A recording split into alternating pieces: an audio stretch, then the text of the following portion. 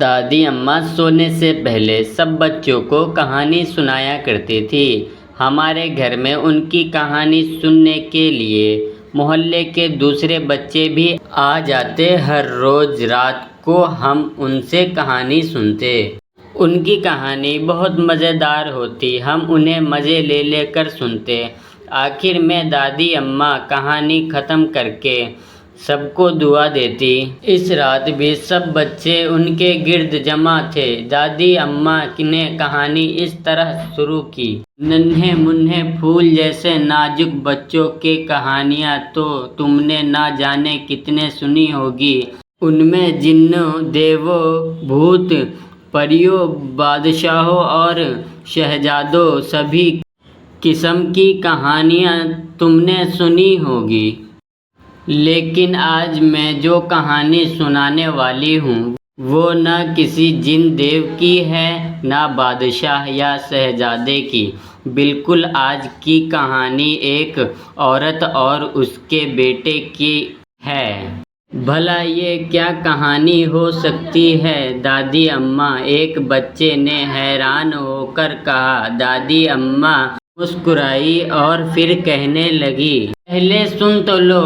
ہاں، تو اس عورت کا ایک چھوٹا سا بیٹا تھا، ابھی اس کی عمر 4 سال کی تھی کہ اس عورت کا خاوند بس کے نیچے آ کر مر گیا۔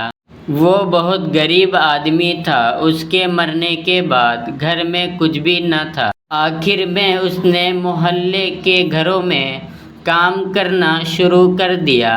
لوگوں کے برتن دھوئے، کپڑے دھوئے، سلائی کا کام کیا اور اس طرح وہ اتنے پیسے کمانے کے قابل ہو گئی کہ اپنی اور اپنے بچے کی گزر بسر کر سکے۔ انہی حالات میں بچہ 6 سال کا ہو گیا تو اس نے اسے اسکول میں داخل کر دیا۔ بچہ بہت ذہین تھا۔ کلاس میں اس نے نمایاں مقام حاصل کر لیا۔ پہلی جماعت میں اول آیا تو ماں کی خوشی کا ٹھکانہ نہ رہا۔ بچہ دل لگا کر پڑھتا رہا۔ اس نے دن رات محنت کی، ہر سال جماعت میں اول آتا رہا۔ دراصل اسے اس بات کا بہت دکھ تھا کہ اس کی ماں کو لوگوں کے گھروں میں کام کرنا پڑتا ہے۔ وہ سوچا کرتا کہ وہ پڑھ لکھ کر ایک دن بڑا آدمی بنے گا اور اپنی ماں کی خدمت کرے گا، ساری عمر اسے کوئی کام نہ کرنے دے گا۔ دن گزرتے گئے۔ آخر اس نے 10ویں جماعت کا امتحان پاس کر لیا۔ اس بار اس نے اتنی محنت کی کہ ماں فکر مند ہو گئی کہ کہیں وہ بیمار نہ ہو جائے، لیکن وہ محنت کرنے سے باز نہ آیا۔ نتیجہ نکلا تو اخبار کے پہلے صفحے پر اس کی تصویر چھپی۔ وہ ضلع بھر میں اول آیا تھا۔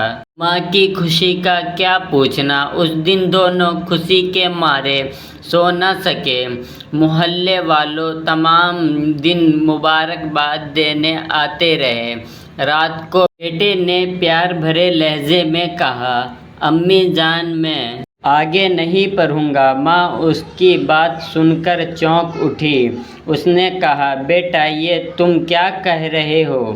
اگر پڑھو گے نہیں تو بڑے آدمی کیسے بنو گے؟ ابھی تو تمہیں بہت پڑھنا ہے۔ اگلا پارٹ دیکھنے کے لیے ہمارے چینل کو سبسکرائب کریں اور بیل آئیکن کو دبانا نہ بھولیں۔